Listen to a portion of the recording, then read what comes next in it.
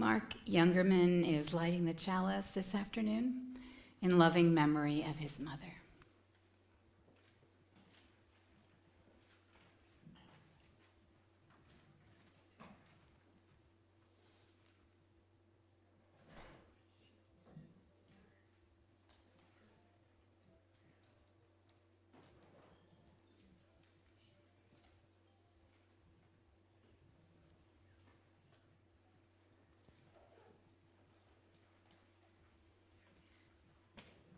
The chalice is a symbol of Unitarian Universalism, and we light it to begin our times of gathering.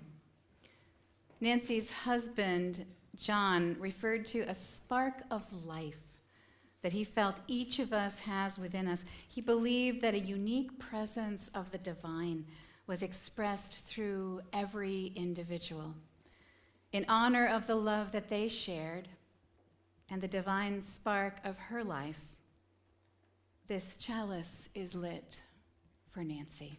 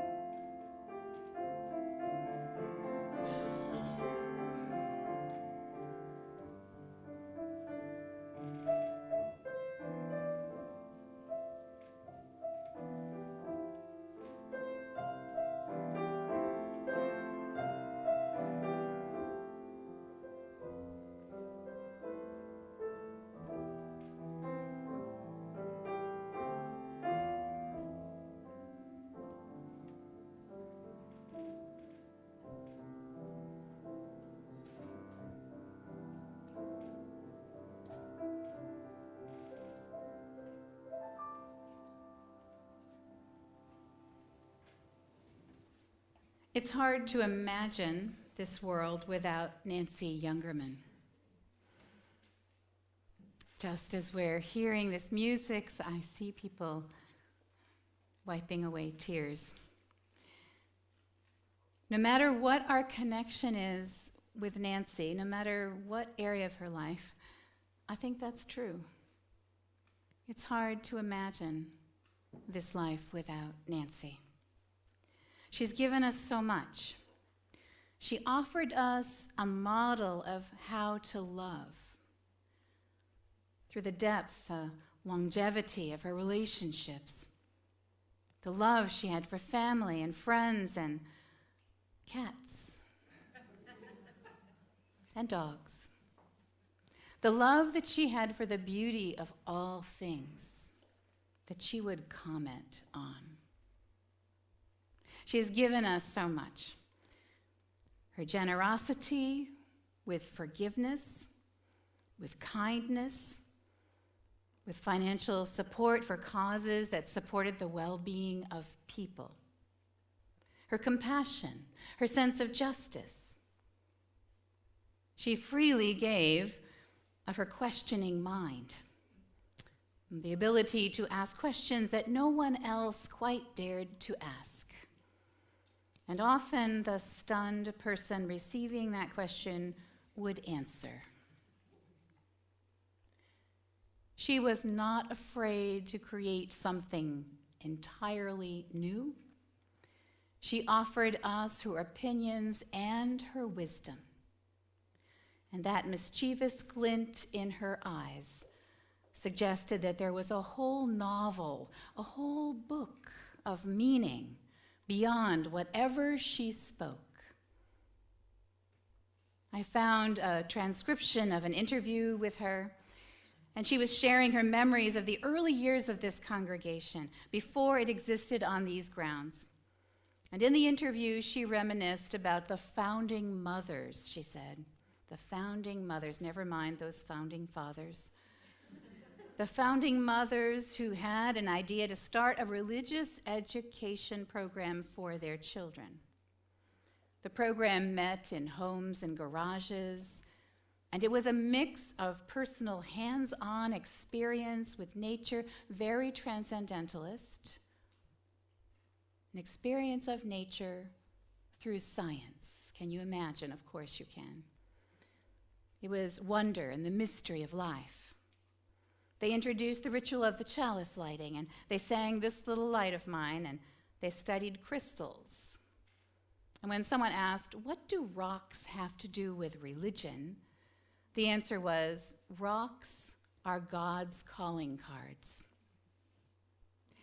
Nature, science, and the curious mind were how the sacred entered our lives. Her dedication to the church and this program, this religious exploration program, was for many reasons, but certainly for her own children and how they knew their place in this world, in this whole universe. Nancy Jungerman will be a part of this world as long as the stories of her life are told, as long as her way of being in the world influences how we live, which means her influence is without measure. And so we begin. We begin.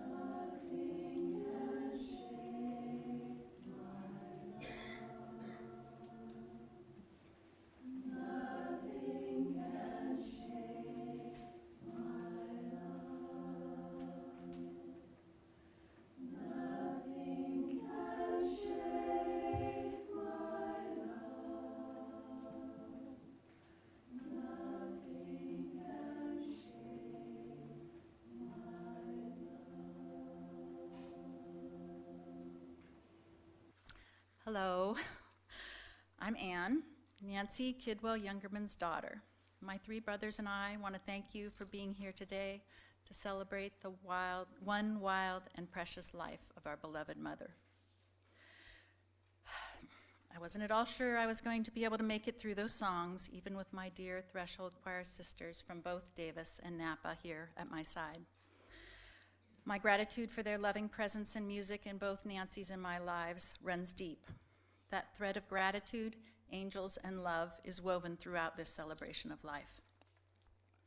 Though I'm my mother's daughter in many ways, I did not get Nancy's gift of quick wit and love for public speaking, so please bear with me as I try to share with you quite a bit of what life was like growing up with Nancy as my mom. There's so much, I couldn't cut anything out. While I am Nancy's only biological daughter, I have two of my sisters standing here with me today. Jessica is manager of Glacier Circle, the senior co-housing residence my parents helped found with close friends in the early 2000s. And Delonda, who has been part of my parents' lives for over 30 years. Both have moved into a more caregiving role in recent years, lavishing Nancy with a daughter's love and affection and supporting me in ways that sometimes only a sister can. Always the little sister to my older brothers, I'm now blessed with being a big sister. And no slight to my brothers, Roger, Eric, and Mark, who are truly magnificent men who I love dearly. And I believe we're also loved unconditionally by our mother. But it was different for me growing up in Jungermania. I was Nancy's daughter, a girl child who grew into a woman and eventually a wife with children of her own, following the unique example of kick-ass femaleness, femininity, and feminism that my mother so beautifully embodied. Nancy adored her own mother, Julia, who died in her 60s shortly after I was born. Julia was an accomplished seamstress and homemaker, but little tomboy Nancy was not drawn to the domestic arts, instead helping her dad with projects around the yard and neighborhood and falling in love with baseball. She was also whip smart, graduating first in her high school class, garnering her an academic scholarship to Cal, where she was proud to be hired as the first female maintenance man in the history of the UC Berkeley co-ops. Growing up, I observed my mother's courage, strength, and smarts, and moxie, whether it was juggling work at the counseling center on campus while building a pioneering private practice downtown, joining my father for a year's sabbatical in a foreign country by packing up a family with 4 young kids and leaving her friends, community, and professional life behind, carrying her own weight on a backpacking trip through the Sierra, or pedaling her way miles up Highway 1 on one of our crazy family bike trips. As a kid, mostly I was inspired and proud to have a mother with an accomplished professional career, but part of me was envious of my girlfriends who had mothers that, in my memory anyway, always seemed to be home, ready to make them a snack after school, sew on a loose button, help with the homework, or just do stuff on their children's behalf. My mother seemed to always be encouraging me to do things for myself. Trust yourself, you'll figure it out. And truth be told, I usually did figure it out and learned a lot in the process. Family lore was that on our backpacking or bike trips, it would often be my mother and me at the back of the trail or road, busy talking about relationships, while my father and brothers forged ahead in relative silence or chatting about the latest scientific phenomenon, current event, or next peak on the horizon. So while my mom instilled in me with the confidence that I can do most anything that my big brothers could academically, creatively, or athletically, as her daughter, I received added insight into the power of the feminine to bring love, compassion, empathy, forgiveness, and gratitude into relationships and to shine that light back into the world.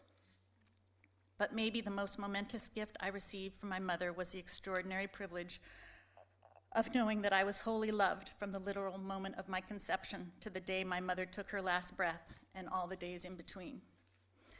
Nancy was big on angels, particularly her angel, who watched over her since her childhood growing up in San Jose through her last days and nights at Glacier Circle. Her angel was instrumental in setting my mom up to meet the love of her life, my father John, at an evening lecture while grad students at Cal. Nancy and John were married 6 months later and remained so for 65 years until my father's death 5 years ago.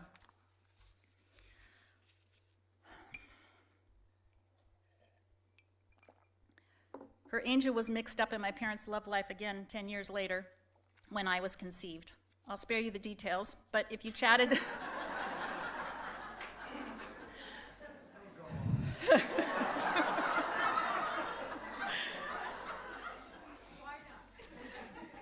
Well, if you've chatted with Nancy any time in the last 60 years, you've probably already heard the story, but if you haven't, I'd be happy to tell you at the reception afterwards. My mother and father were unapologetically, passionately affectionate with each other. I had no doubt that my mother was a sensual and sexual being and that she loved men, in particular my fine and fabulous father. She also had the wisdom to teach me that her fervor was grounded emotionally, spiritually, and physically with mindful self-care and respect. I grew to trust my mom's counsel in matters of love and clearly remember asking her more than once to answer me like my mom, not a therapist. Though I think those two roles were pretty closely coupled in her. Nancy yearned for the people around her to be in loving relationships. After my dad's death, my mom missed her John's companionship and touch beyond tears or words, and she became keenly tuned into the love lives of those around her. From Deb, her PT's long-distance relationship with her working out-of-state husband, to Jessica reuniting with her son's father, to Delonda, and when Delonda and I started dating some years after our own husband's death. Nancy had to have all the details of our romantic relationships and was absolutely elated that we each had the love of a man in our lives. Following a shocking breast cancer diagnosis at 42, I was 9, my beautiful, busty mother endured a radical mastectomy of her left breast, after which she chose not to have reconstructive surgery. Just a couple of months after the mastectomy, she was out backpacking again with the family, and life seemed to return to normal. Normal for the Jungermans, looking like au naturel dips in the lake or skinny dipping in our Elmwood Drive backyard pool. I look fine with one boob, she told an old girlfriend. As I grew into adolescence beyond, I recognized my mother's comfort and confidence in her body, including being unabashedly naked in front of others in all her scarred chest, one-breasted glory. One story about her experience comes to mind. In Nancy's own words, "When I was stricken with breast cancer in 1968, people commonly maintained strict secrecy about the dreaded diagnosis of cancer. Given my love and trust of this church community, I decided to share my dark truth and deepest fears with my friends here. The outpouring of love and support was awesome to me, and then and still is now. I truly believe that generosity and love were an invaluable aid to my healing and contributed greatly to my ability to act as a headlining presence to others. Thankfully, the cancer never returned, and my mother's successful recovery was an inspiration to other women with whom she openly shared her story at a time when few people talked about the big C outside of medical environment. I have many memories of when my mother did or said something that brought me a sense of what a wonderful, potent, and beautiful thing it was to be female in all senses of the word. The hard-to-describe part is that her feminism was never at the expense of men, unless they really deserve to be put in their place. She admired, taught, learned from, and had mutually respectful professional relationships and close friendships with plenty of men over her 93 years. Nancy modeled a trust in herself and the wisdom of her body when it came to womanly matters, especially becoming a mother. She irked her doctors when she refused the typical twilight sleep anesthesia offered during childbirth and insisted on breastfeeding her babies at a time when formula was considered the safe and modern way to go. When I started my period, long before red tent, first moon, or period parties were a thing, my mother, and to be fair, my father, busted out the champagne at the dinner table, making a toast welcoming me to womanhood, and subjected at least one of my possibly cringing brothers to the celebration. After deciding to start a family with my husband, Ed, my mother was over the moon when we announced my pregnancy. Initially a bit cautious on our behalf when we shared that I wanted to give birth at home, she grew enchanted with the idea and proud of me. There's no question that it was my mother's legacy of belief in herself and her body's ability to do what it was made to do that gave me the confidence to reassure everyone that it all would be well. As I grew older, my mother taught me the value of community, of connections, nurturing lifelong friendships, giving and receiving support and being of service. Some excerpts from a piece that she wrote as part of a collection of essays by worship associates of this church. I was in the right spot at the right time in late 1955 when a group of moms at the Davis Parent Nursery began to dream of a liberal church school for our young children. In those days, you might say that we had a love affair of sorts with each other. We thought we were the brightest and most interesting people in town, and we loved to talk to each other about our beliefs and interests as well as our aversions. While I have served and participated often, I have received far more from this church than I have given. I have enjoyed a professional life for many decades as a psychotherapist and dream group leader, and I find that my participation in the life of the church has enriched my work, just as I hope my professional experience has enhanced my service to this congregation. It is all interconnected for me. Without question, I have benefited from those lessons and have been very lucky to create a similar sense of community and connection for my family and myself in Napa, many of whom are here today. When my husband died suddenly over 11 years ago, I was 48, a mother of 3, completely undone and in shock. Those friends in that community rallied fiercely around to support me and my boys. Their love and support was huge, but at the deepest level, I still had that I want my mommy feeling.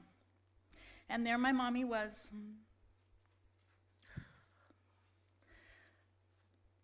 Spending the night in my suddenly too big king-size bed, her on one side and my father on the other, wrapping me up in their loving arms.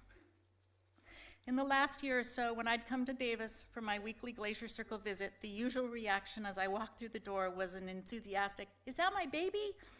We'd hug, catch up on things, relationships included, of course, but as the day wore on, her memory betrayed her, and she grew tired, too tired to make a Scrabble move, you knew it was bad then, or do something she was used to doing for herself. She'd get frustrated and lament, "I used to be a smart person," then say something like, "I'm so sorry, Annie, you're having to turn into my mother." All I could tell her was that I felt immense gratitude to have this time with her, giving back just a smidgen of the love and care she'd showered on me throughout my life. I turned 60 3 days before Nancy died. The week before, in the hospital, my mom was in a sweet spot.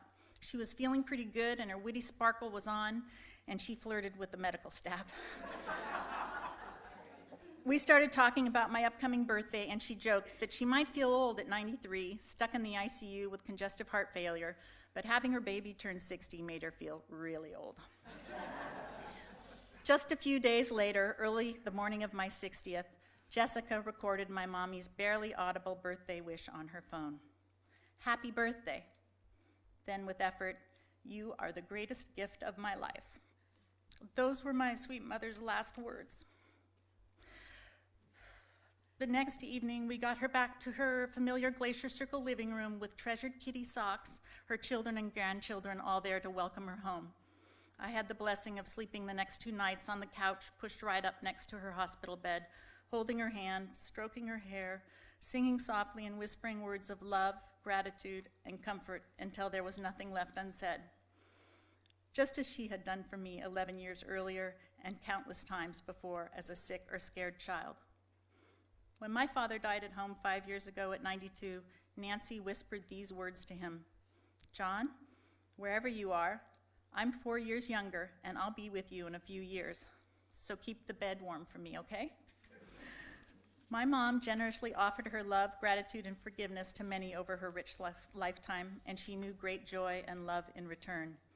Though my heart is broken letting her go, I take much comfort knowing she was ready to gracefully take flight with her angel, untethered from this life and off to join her adored big brother Bill, cherished mother and father, and Shirley, there amongst the bright stars, her one true love, my father John, keeping the bed nice and warm for her return.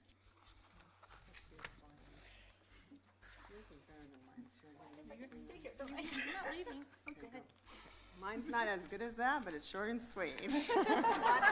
Woo! That was awesome. Hi, I'm Delonda. I've worked for Nancy for over 30 years. I was so blessed and grateful that I was able to know and love such an amazing lady. When my mother passed away in 2006, Nancy was there to fill in. When our husbands passed away in 2014, we needed each other more than ever to keep us strong. We had our sadness, but fortunately we had so much joy and laughter throughout the years. Nancy had a great sense of humor and kept all people around her laughing. The last couple of years, we began to play Scrabble. Some words Nancy tried to use might have surprised some folks, but it was always in good fun. Besides laughing, Nancy taught me to say 3 gratefuls a day to enrich my life. That was over 15 years ago to this day, and to this day I try to say them daily. She was always telling me to love myself and to stop worrying, but that never happened. I still worry. So much I can say about our Nancy, but I'll end with these words. I'll miss everything about Nancy, but especially how she loved life and the lives in her world. A few months back, Nancy told me out of the blue that when I get to heaven, she'll be the first one to take my hands. I'm sure she'll be there ready for me and lead me to everyone else. My days aren't the same with Nancy gone, but my memories of her always have me smiling and appreciating life. Love and miss our Nancy. Hi, I'm Jessica. Okay, Nancy spoke of many things. Her angel was on the top of her list. She told me once that her angel decided one daughter wasn't enough and wondered if it would be okay if she considered me her adoptive daughter. I didn't hesitate to say yes, and in doing so, I received a confidant, friend, mom, and a big sister. This particular angel seemed to always know what Nancy needed, whether it was in the form of her beloved husband, children, friends, and near the end of her life, her caregivers. She always told me her angel sent me. Well, I'm a big believer in the universe, and when I landed at Glacier Circle almost 7 years ago, I had no idea the path I was about to head down, but Nancy's angel did. So the universe popped me down where I needed to be.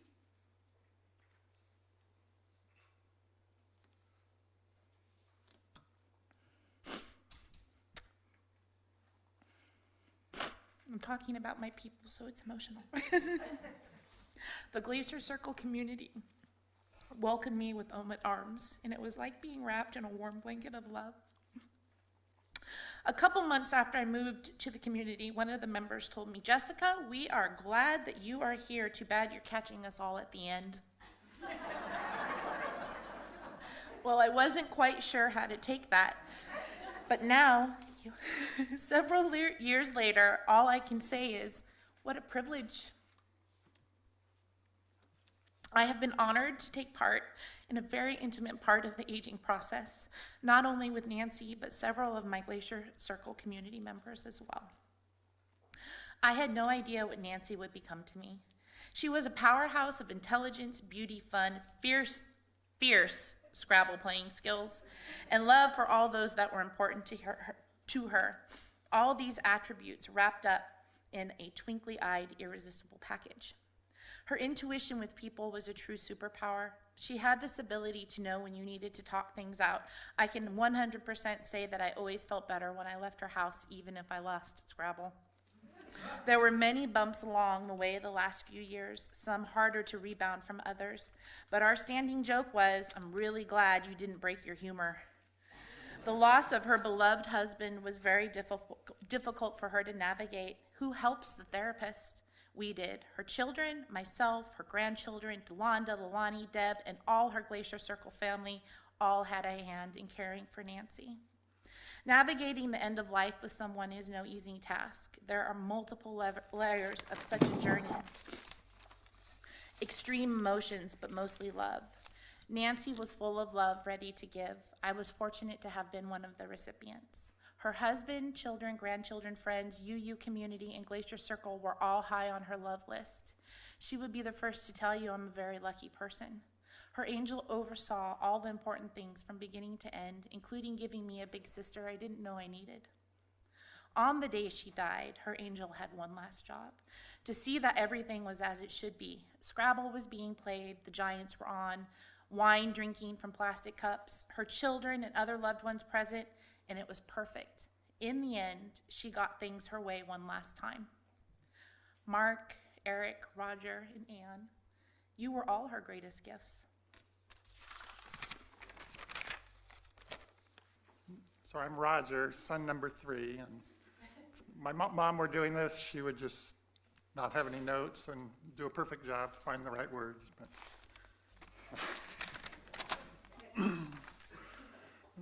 So Mom was a trendsetter. She perfected the art of multitasking before it was in vogue.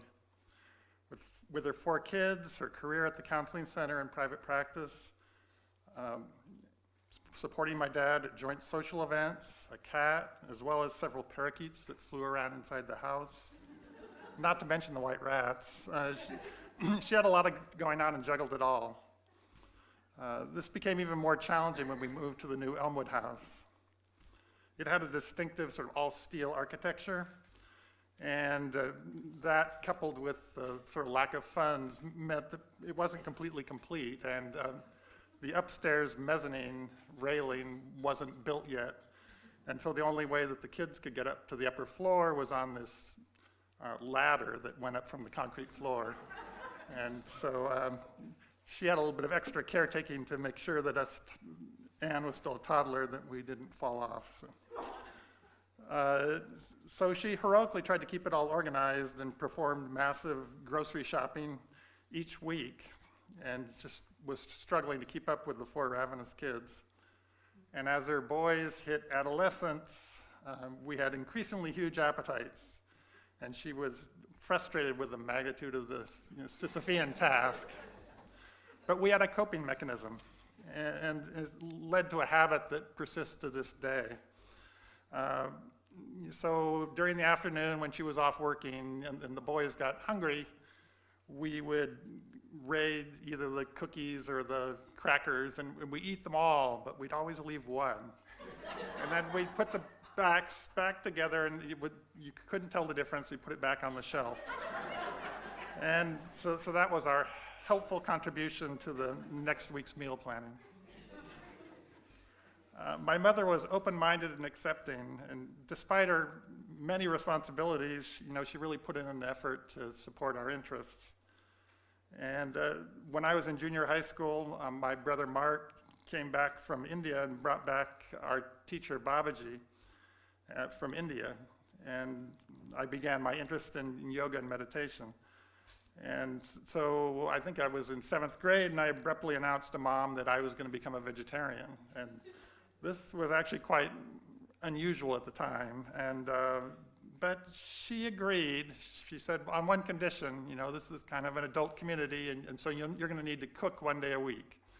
And so I learned to cook vegetarian food, which I more or less eat to this day, and it was a great learning experience, and I guess helped with her too, so she's a very practical woman.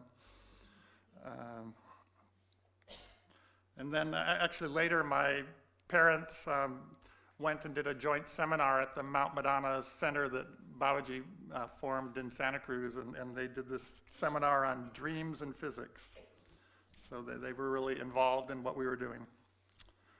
So my dad organized these elaborate vacations each summer, and in some cases it was these bike trips. And one particularly ambitious one went from Davis all the way up to Fort Bragg in the heat of the summer.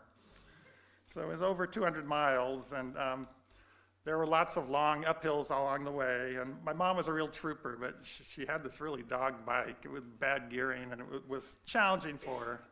So I think at least in this case, sometimes I would hang in the back, and I wasn't talking lady talk, but I would help push her up the hill.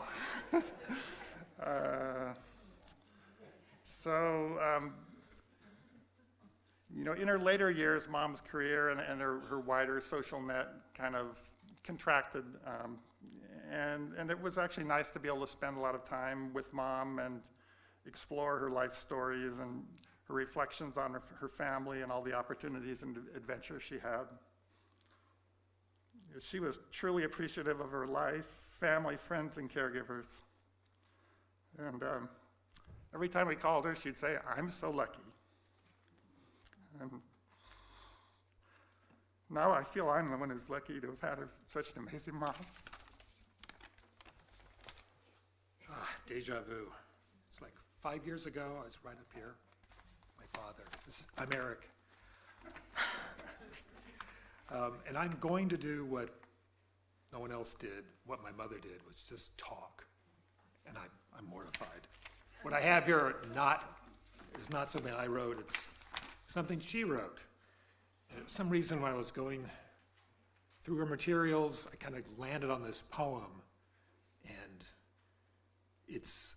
I'll have to kind of set the stage for it, but it sort of spoke to me. It's not about her life when she was older, but when she was young, when she was going into high school, and how she had to find her own voice. And it may not be the greatest poem for this because it ends with the word war, but bear with me. Just the way it was, because her early life was kind of a struggle. They moved to San Jose when she was just a baby, and her father had a good job. He was a tire distributor, he had his own business, he had a lot of invested in it, and then the Depression hit, he lost everything. He didn't go bankrupt, but he was in debt for years and emotionally pretty distraught. So in their family, with her older brother Bill, and her, she liked to follow Bill around, doing things when they were young, and traipsed after him with frogs in her pocket, and would get into scraps with the neighborhood kids. But then as they got older, the emotional baggage that her father had, he took it out on, for whatever reason, there was a lot of fighting between Bill and Norman, her father. And my mom, Nancy, sort of stood between them, and that's why her mother said that she was a psychologist from age of 6, because they would get into these big fights. And there was one evening where Bill got so mad that he took the dining room table and just upended it. And for that reason, and for others like it, he was banished to the basement. And then Nancy would go around to the outside of the house where there was a little window, and she'd communicate with Bill and kind of commiserate with him and then send messages back up, like a hostage negotiator trying to get him freed to get out of prison. So there was that, and also her volatile maverick dad had other problems in that he didn't really like to visit her relatives who she really cherished. Her mother's family lived in San Francisco. Every weekend they'd drive up and spend Sunday with the family, but often her dad didn't want to go. He didn't like their politics or something. He'd have to be cajoled into it. So young Nancy would kind of, come on, Dad, work with him, and finally he would go. That was super important to her, to maintain the family connections. But anyway, Bill and her dad were constantly fighting each other, and at one point, Nancy's way of dealing with this when they got older, when Bill became very popular and was very musically inclined, had lots of friends at school, and her way of finding a space for herself was to excel academically, and so she worked really hard. She created her own luck. She's not just a lucky person, but she worked to become ended up being the valedictorian of her high school, and excelled academically, even though she was incredibly shy. So she was not the person who could just walk up and stand before the stage and talk without notes. She had to sort of make herself become that. And anyway, I guess I don't know the details of this because I lost some of her. She had written a memoir where there were like 20, 30 pages missing from it.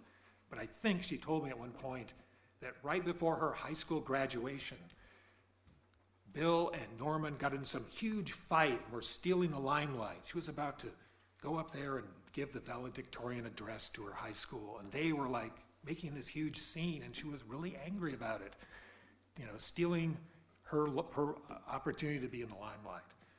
So anyway, later on, she wrote a poem about this 50 years later. And like I warned you, it ends with the word war. So I should let you know that this was 6 months after Pearl Harbor. It's 1942. A lot of the boys in school were going to end up going into the military.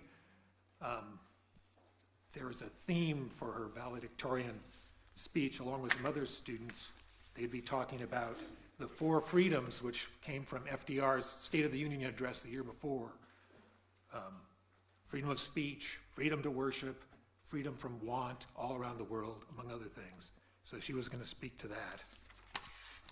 But anyway, here's her poem, how she felt about being in the middle of all this. For once, I was too mad to be afraid they'd kill each other, those two wild bucks pawing loosened earth, bellowing before the kill. For once, I didn't even try to calm the boiling bloodline rage with soothing talk and wringing hands, those muted prayers for peace. Just for once, I seized the day as my own, which, well, it was, graduation from despair. The young bird pushed to leave the parent nest will fly or fall depending on inborn faith and untried wings.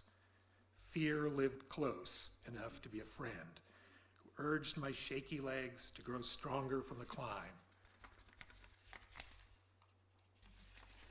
to mount the stage, to take the leap, to chance the dark and empty space. Before I flew high above the hollowed hall, my untried voice and speech returned. Freedom from fear, I told them all. We need it most in time of war. Nancy Jungerman, December 7th, 1995, which happened to be Pearl Harbor Day, like 50 some odd years later.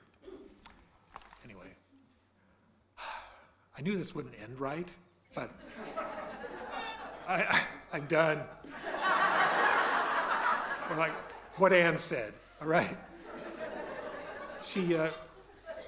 She loved to turn these events of her childhood in her mind, kind of not really bothered by them, but just kind of testing them out over and over. Points where she kind of lost her way or found herself unformed and then had to figure out how to be a new kind of person. And I think this speaks to when she helped find her voice. Anyway, thank you.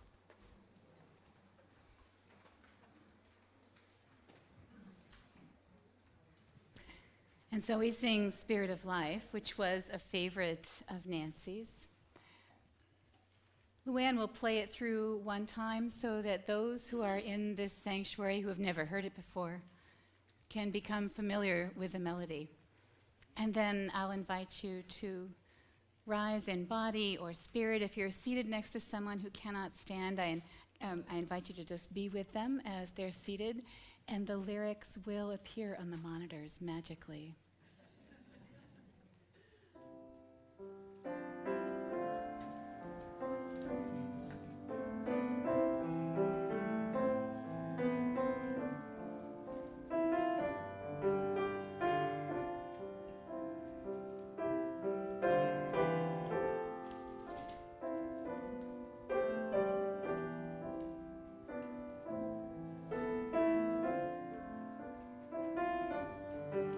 You're invited to stand in body or spirit.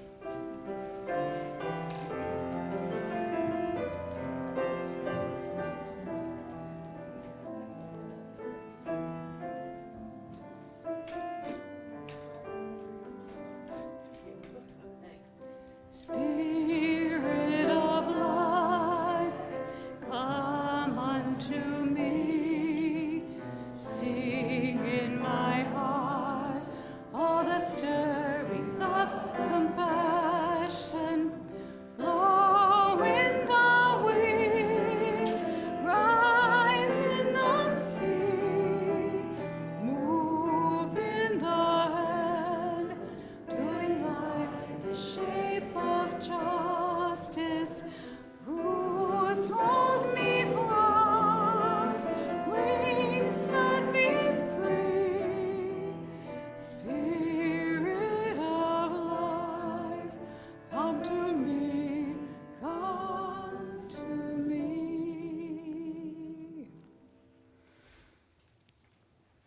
And so as you are seated, I do invite you to look around the room and to realize how many people are sharing this space together, all in love, and to take a big breath and be ready to hear more Nancy stories.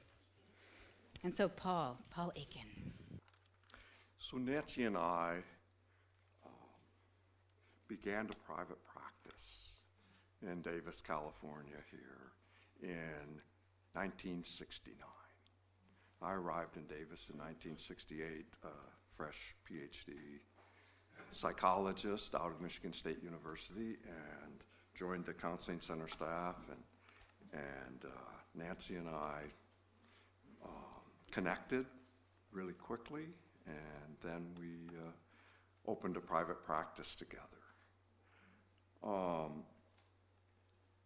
So I want to talk primarily about Nancy as a psychologist in private practice. Others will cover aspects of her psychologist career, but I want to talk about the private practice part of it. Nancy was, as you all know, a very passionate person. She was passionate about her family, about her work, about her friends. Right? She was confident, expressive, and capable of being very direct. In how she engaged the world and the people around her. She made a huge impact in this Davis community, in the therapeutic community here. She had a huge presence. She gave a lot to so many and loved what she was doing. She was interested in being a mother, she was invested in being a mother, a wife, a friend, a coworker, a therapist, and a teacher. Nancy was an outstanding therapist and teacher. She was a pioneer in many different ways. She was one of the first psychologists to have a private practice here in the greater Sacramento Valley and in Davis.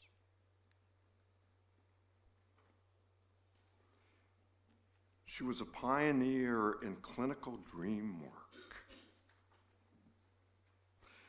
She had several ongoing dream groups that went on for decades. And some of you here were in those groups. She believed in herself and in her creativity, and let her creativity influence the way she approached her clinical work. It's part of what made her so outstanding. She was very wise, strong, and a visionary.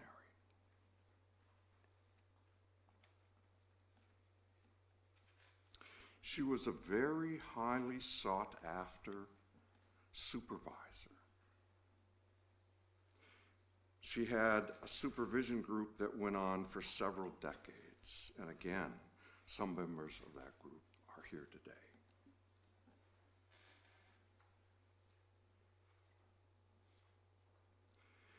So finally, what I want to share about Nancy and her pioneering work.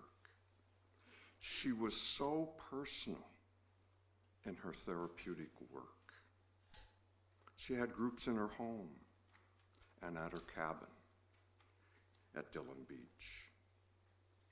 It was this willingness to be personal, transparent, real, that drew so many young therapists to her.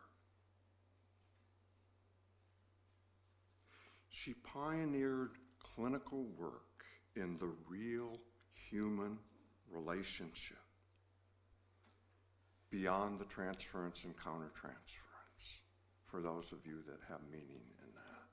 She was willing to be an authentic, self-disclosing, transparent, real human being in her clinical work. And what we've discovered in recent years is that willingness to be so authentic and real with our clients, with our patients, is what's truly transformative in psychotherapy. and she was willing to do so and was a pioneer in that work.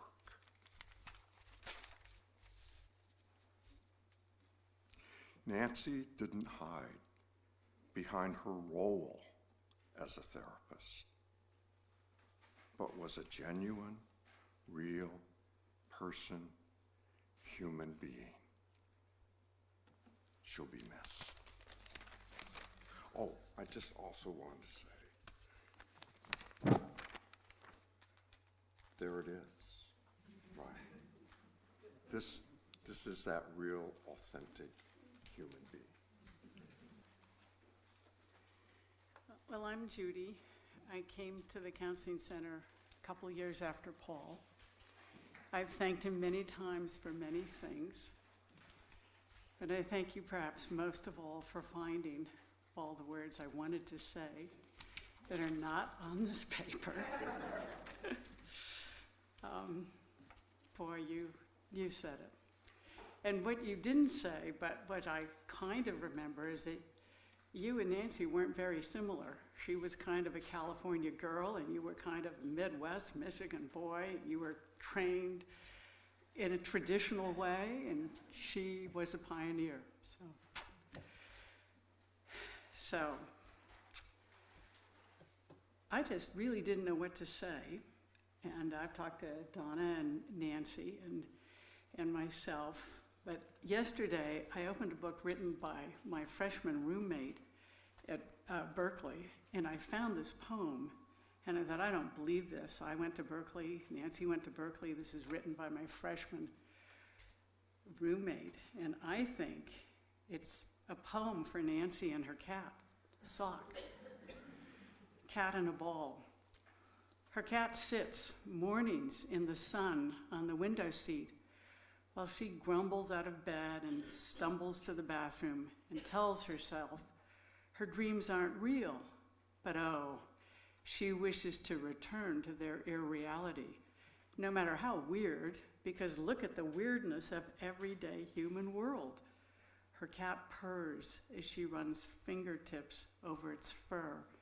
How to make it stronger, how to give it credit and honor, really, for being such a mainstay in her life. She wishes she could have a chat with its feline mind, wishes she knew how to purr and be entranced by a red ball, small but irresistible reason to live. Can't we just picture Nancy with her beloved cat, Sock, sitting in the chair, having a chat, both of them purring in perfect harmony?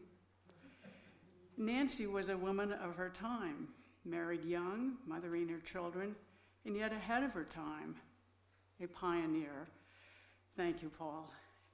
Licensed psychologist at the university. It's 1954. Campus enrollment is about 2,400. Davis is a small town. She comes to the campus as a wife of a professor and a mother, but unlike many women, takes a job as the campus psychometrist administering intelligence and psychological tests to students and interpreting them to staff. After a few years, a newly minted psychologist, Sumner Morris, is hired to establish the counseling center, never before. I suspect Nancy's beauty caught his eye. But thank goodness he recognized her intelligence, energy, and consummate interpersonal skills, all required for this challenging task. Together they hire bright, young, well-trained psychology graduates, some of whom are with us today. And they provide counseling for the traditional roles of the day, the traditional issues, homesickness, relationships, academic difficulties, while also embracing new concepts, unfamiliar and really unwelcome by campus administrators and faculty. The human potential movement, Gestalt therapy, and perhaps worse, they went to cutting-edge workshops at a magical place on the coast, Esalen. Describing her professional and personal focus in a center publication, Nancy wrote, I resist those definitions of my work, myself, and my life, which feel confining or limiting. Instead, let's play with an image. I'm an explorer in search of ways to live my life more fully and to facilitate that same process in others. Well, we can testify to her skills to facilitating that same process in others. This afternoon, I'm sure many will speak to her gentle yet profound impact as a friend and professional as we video. Nancy had a way of being, of just being, that made us hear ourselves. How did she do it? Well, Paul has given us many examples, but to me, she listened intently with genuine interest and without judgment, drawing out the troubling issues and offering a perspective beyond our stuck place. The self-criticism that so often hinders personal discovery and creativity. Though she would hold your feet to the fire as she asked those questions, she did it with warmth and humor and optimism, and our feet never burned. Working with students, she had astute sensitivities, a strong moral compass, and the gumption to confront wrongs on behalf of others. As Anne wrote with pride, her mom was a bit of a Me Too pioneer over 60 years ago. Her attitude stemmed from her own personal experience as a graduate student when she brought forward a complaint to no avail. At UC Davis, more than once, she let it be known in the right places that such behavior was totally unacceptable and there would be repercussions, way ahead of her time. For years, we had a Thursday lunch, and they were the highlight of my week, and it happened, we fell into it very soon after I joined the staff. We always ordered the same thing because Nancy said she didn't want to be jealous of what I ordered. I think she just enjoyed the family feeling of eating the same meal together. We took turns paying for lunch until we got so old we had trouble remembering who paid the last time. In the spring, her transition radio often joined us, and her attention would stray from our conversation to the Giants game. Donna tells the story that they had lunch and she walked away when Nancy became absorbed by the game one day. Nancy asked why she left, and Donna said she wasn't interested in the game. To which Nancy said, well, you're interested in me, you love me. And so it was. To love her was to know how important the San Francisco Giants are. I have a great sense of gratitude to Nancy for welcoming me to her personal and professional family and sustaining me through many years. She was a model of a woman professional psychologist, a dedicated, thoughtful mentor, an amazing juggler of roles, wife, mother, community builder, and more than anything, a best friend. Could it be said any better than Nancy did herself? I am an explorer. As an explorer, she was instrumental in creating 3 communities which thrive to this day: the Counseling Center, the Unitarian Church, and Glacier Point. And even closer to her heart, her wonderful, devoted, loving family, replete with many lively grandchildren. As Sox knows, Nancy was the red ball herself, the irresistible reason to live. How fortunate we were to be part of her exploration. We still hear her say, play ball. I had a memorable first meeting with Nancy in this very sanctuary on my first visit to attend a service. As I arrived early and sat alone in the nearly empty side section, Nancy came in and sat down right next to me and introduced herself. We chatted then for a few minutes, but after the service, she said she wanted to introduce me to her friend during social time in the Great Hall. That friend was her best friend, Peggy, who eventually became my wife. Nancy's intuition was evident long before that, when she told of how she met John, where they were graduate students in very different fields, psychology and physics at UC Berkeley. She saw this tall, handsome man stand up to ask a question in a big lecture. And with the help of her guardian angel, she told her friends that was the man she would marry. And she did a few months later.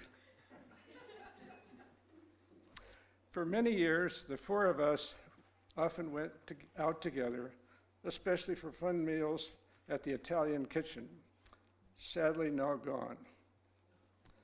Another experience in those early years of knowing Nancy was participating in one of her many popular dream workshops. I found that workshop very helpful when I was having a hard time.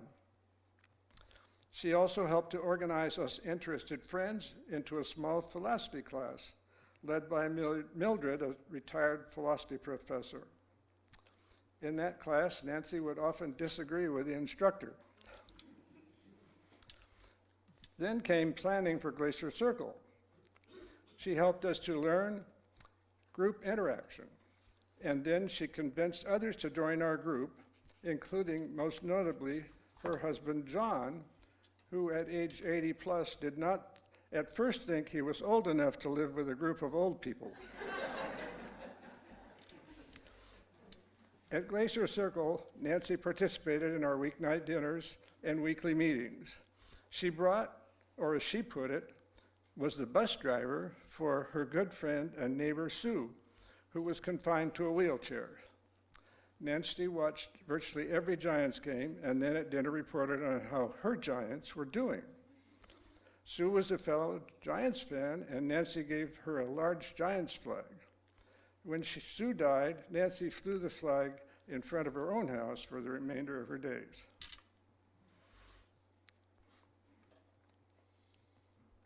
At dinner, Nancy enjoyed her turn as the center of attention and often entertained us with a personal story. She sometimes proudly told about growing up in San Jose, where she graduated first in a class of 500. She also told the very special story about how her guardian angel led her to take the chance to try for a daughter after 3 amazing sons. The result was her beloved Anne, who came from Napa to see her every week after John fell ill, and who took such good care of her. Nancy was justifiably proud of all her children. In the last few years, Nancy remained welcoming, congenial, expressive. With some help, she struggled to walk to dinner when she was feeling up to it at all. Glacier Circle's Jessica actively supported Nancy, making sure she got her medicine and meals and dark chocolate and Pete's coffee and joined Scrabble games with her, even as Nancy's once ace abilities declined. The rest of us friends visited Nancy in her recliner with her faithful cat Socks on her lap.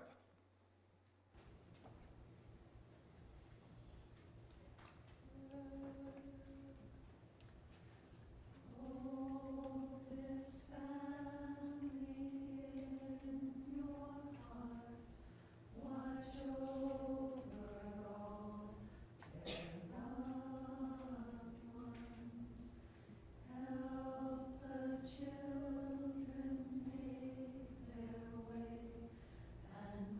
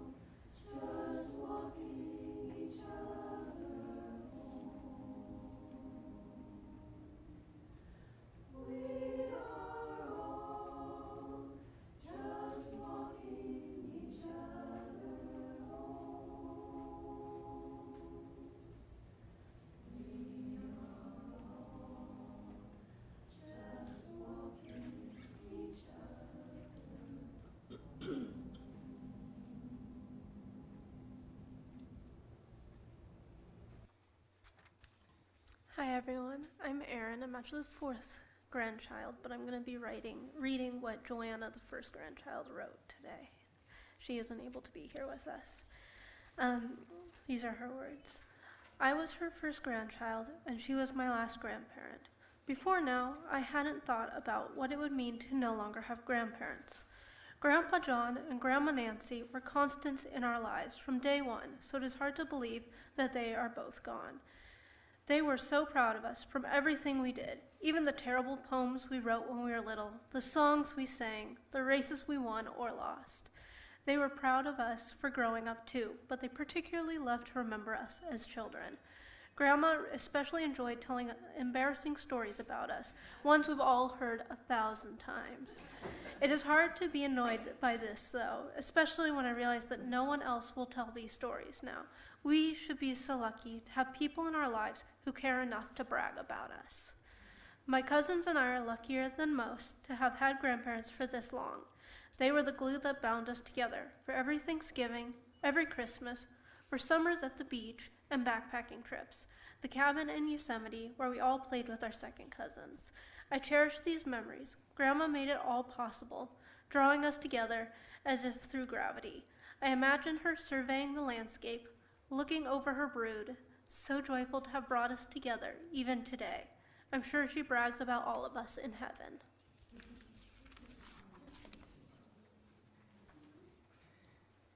You might remember that This Little Light of Mine is something that she sang, and there's another person.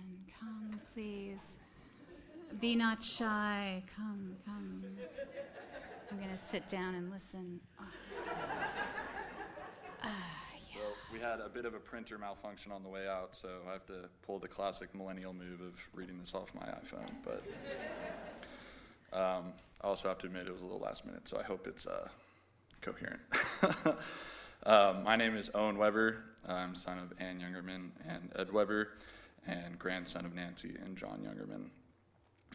As the youngest grandchild on both sides of my family and a member of the younger group of children in our family friend group, I often grew frustrated being treated as a kid. Our Jungerman family Christmas tradition of opening presents in descending order from the oldest, old Grandpa John, all the way down to the youngest, me, further instilled this resentment in me. There's probably a lesson of patience in there somewhere, but I did not see it that way at the time. Anyways, I wanted to grow up. I wanted to be older. I wanted to play with the big kids, join in the family discussions, unless it was about politics, of course, and just be treated like everyone else. My mother always encouraged me to cherish my youth, as it is a continuously fleeting moment in your life, but as with most of her accurate, well-intentioned advice, I usually ignored it. Ironically, as I've gotten older, my frustration with my age has only gotten worse, because what I did not realize as a child is that time affects everyone. And as I racked up more years of life and experience under my belt, so did those around me. While I grew bigger and stronger, others grew weaker and more frail. Eventually, those family discussions changed because people were missing, and that moment of mature discourse I was seeking was no longer an option. Since the death of my grandparents, I've felt a tremendous amount of guilt and regret that I did not take more time to learn about their individual professions. With such bright, dedicated minds in both Nancy and John, I probably will never be able to match their intellectual capacity. Sorry, this is harder than I thought it would be. However, it felt like just as I was settled into college and could pretend to know what I was talking about, or at least ask them the right questions, it was too late. I listen to podcasts with experts in physics and psychology all the time, and wish that my passion for science had come at a time when I could and was willing to try to tap into their vast knowledge and experience.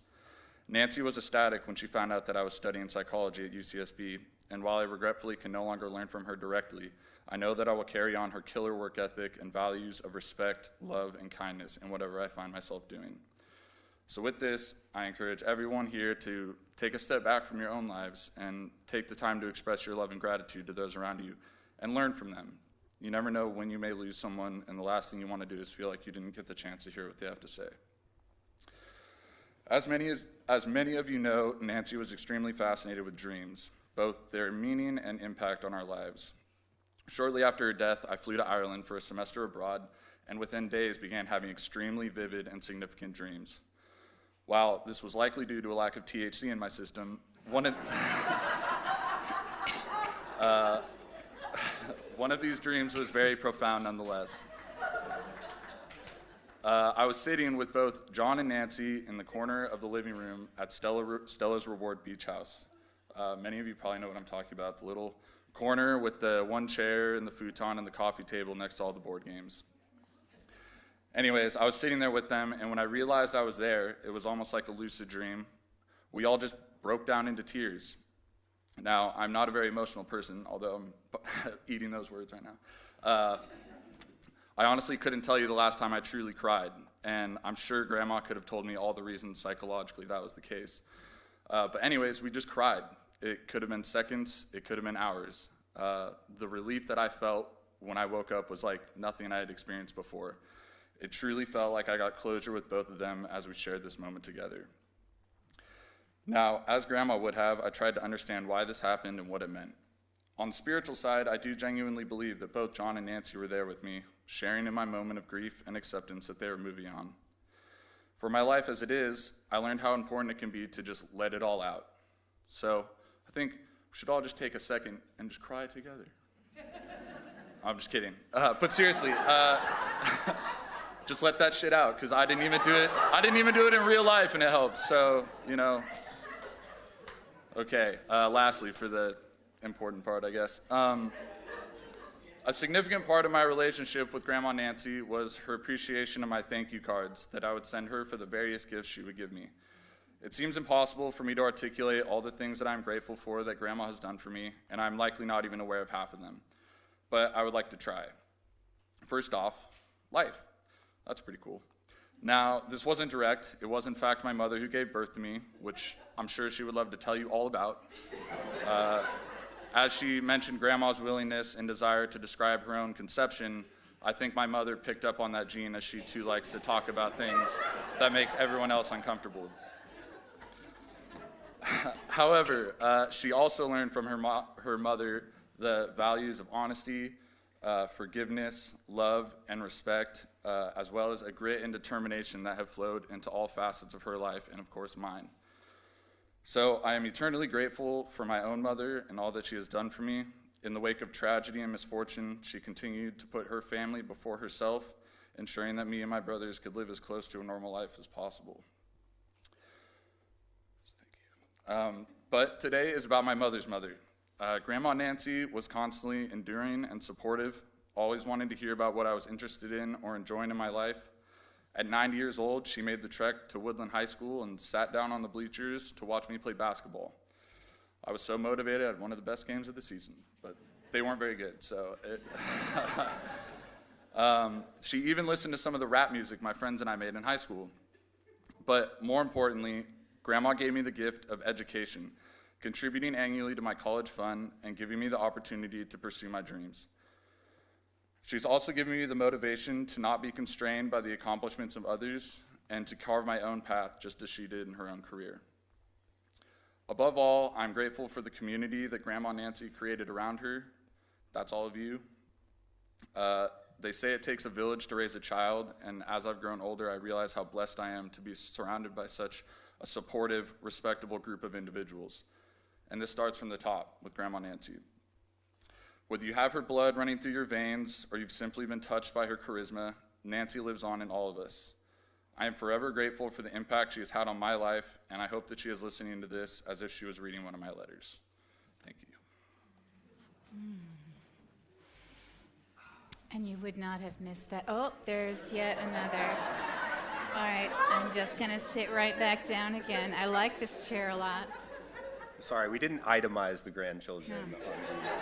No. I love you all.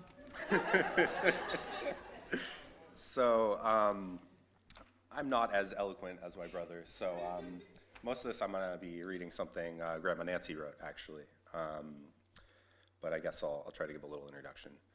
I think a common theme here is that Nancy is a person who is very full of gratitude and love, and I think a lot of that comes from her background as a psychologist, there's a lot of self-analysis and, looking inside of yourself. And I think doing that allowed her to know how lucky she was to have a great family and people who loved her. And we are certainly lucky to have that in return from her. So this is a piece she wrote about aging, and it's called Conscious Aging. I picked this because she has a thing about me being born in here, so I thought it was kind of relevant and interesting to get a perspective on something that is was a big deal for me, but I have no recollection of. This is a little dense, but I think that speaks to her intellect as well, so let's try this out. Okay, so this is Conscious Aging, Becoming Transparent to the Transcendent by Nancy K. Jungerman. To Native Americans, the term long body refers to the many bodies created and lived from infancy to old age. Thus, long body suggests that a human body seen at any particular moment is but a partial vision of the whole of that person's lifetime embodied experience. One way this concept has been depicted visually is in multi-layered drawings. On the cover of Anne Mankiewicz's book, Change of Life, for example, the face of the crone looms large in the background, while the faces of the menopausal woman, the mother, the maiden, and the girl are layered and overlapped in the foreground. The artist's multi-level rendition reveals the deeper life process over time. I'm reminded of the paintings of Rembrandt, whose self-portraits powerfully express the long body concept through several decades of his life up until the time approaching death. I've reflected on those paintings forward in time and then backwards, always with the deepening consciousness of the aesthetics of aging. As with the cover of Mankiewicz's book, they made me aware of the changing faces of the life process.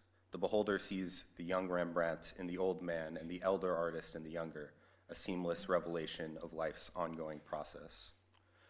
In my youth, I doubt I would have responded to Rembrandt's self-portraits with the emotional depth and appreciation that is possible now that I am an elder. I might have responded to the artist's skill and artistic gifts, but I would not have had the consciousness of my own long body now evoked by his paintings. Although Rembrandt's history and mine are dissimilar, we are not of the same gender, historical era, or life circumstance, his portraits still lure me to awareness of what lies behind and beyond the specific content of his paintings. To quote Joseph Campbell, Rembrandt's work renders me transparent to the transcendent. I'd like to cite a personal example.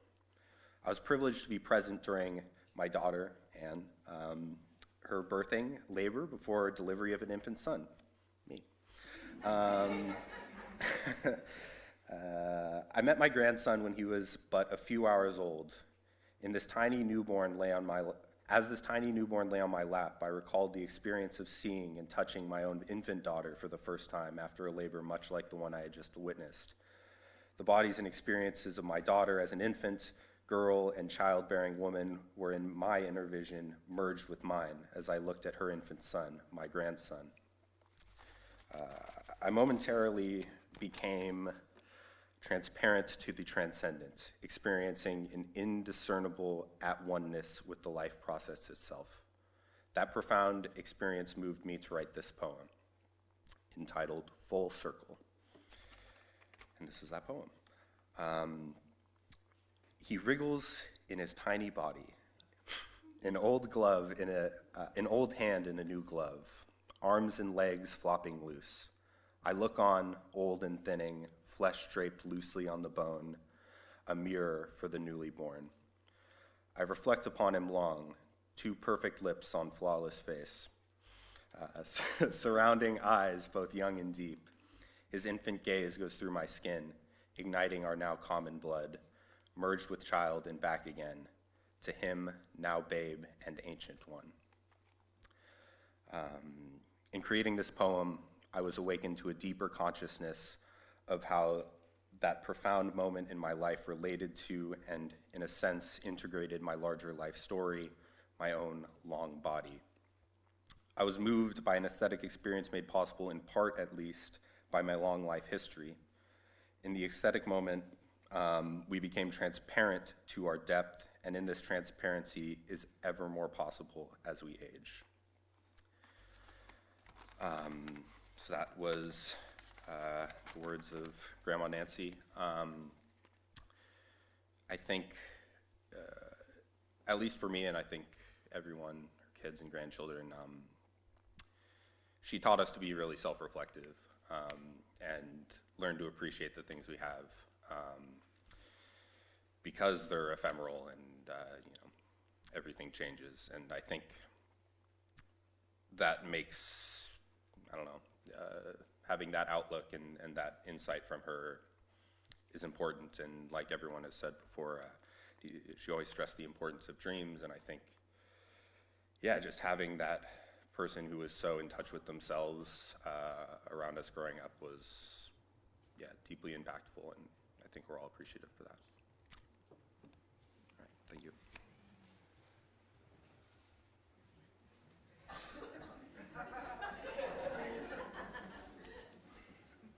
Thank you so much. This Little Light of Mine, as you heard, was a song that was important to her when this religious exploration program was starting in this congregation. So I invite you to sing it with enthusiasm so that our neighbors might know that we are here. Please rise in body or spirit. This little light of mine, I'm gonna let it shine. This little light of mine, I'm gonna let it shine. This little light of mine, I'm gonna let it shine. Let it shine, let it shine, let it shine.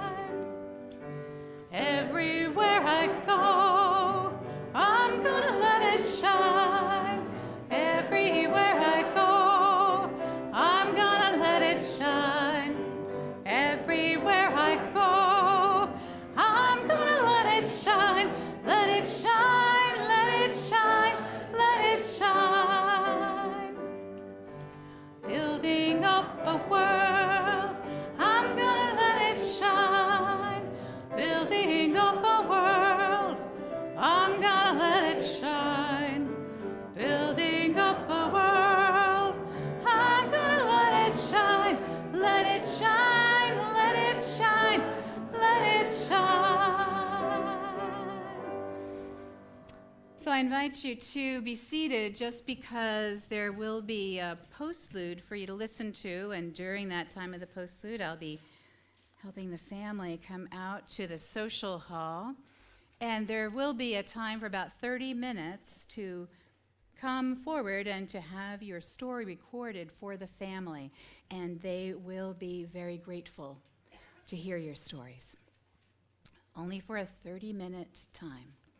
And I invite you to take hands so that we are a community. I'm inviting you to sit because my words are also not on the shorter side. It reflects the reflections. Jungermania, where does it start? With an early 6-year-old psychologist who was whip smart, who knew right away, create your own life. Someone who could be the maintenance man, actually, fierce competitor with Scrabble using 4-letter words and more. Who could coordinate a household of massive cookie eaters who raced to the next peak while the insight of the feminine lived, shining it back into the world. What will you do with your one wild and precious life? Love yourself. Share the truth of your experience authentically and directly, really, really directly, when others might keep it a secret, and be bold. I look fine with one boob. Flaunt it. Trust yourself.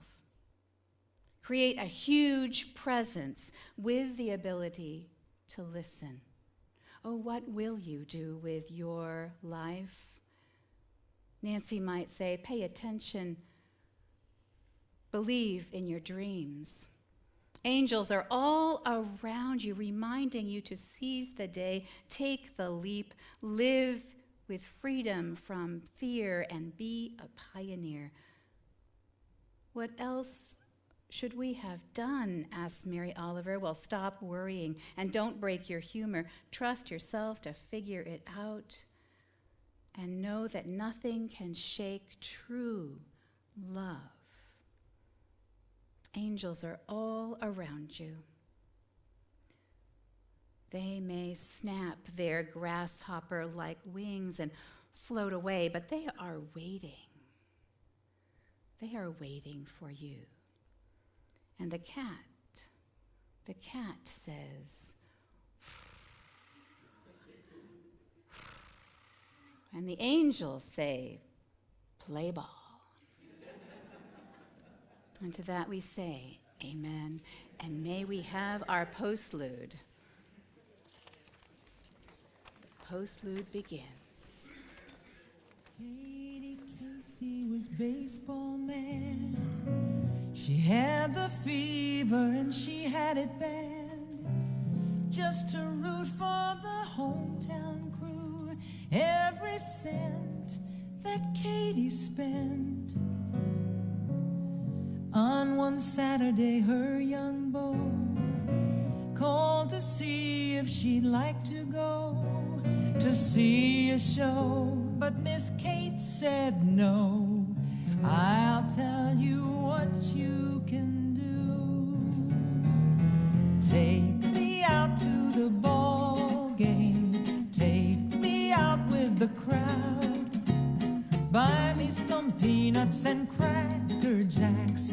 I don't care if I ever get back, 'cause it's root for the home team. If they don't win, it's a shame, 'cause it's 1, 2, 3 strikes, you're out at the old ball game. Katie Casey saw all the games, knew all the players by their first names, told the umpire he was wrong all along, and she was strong.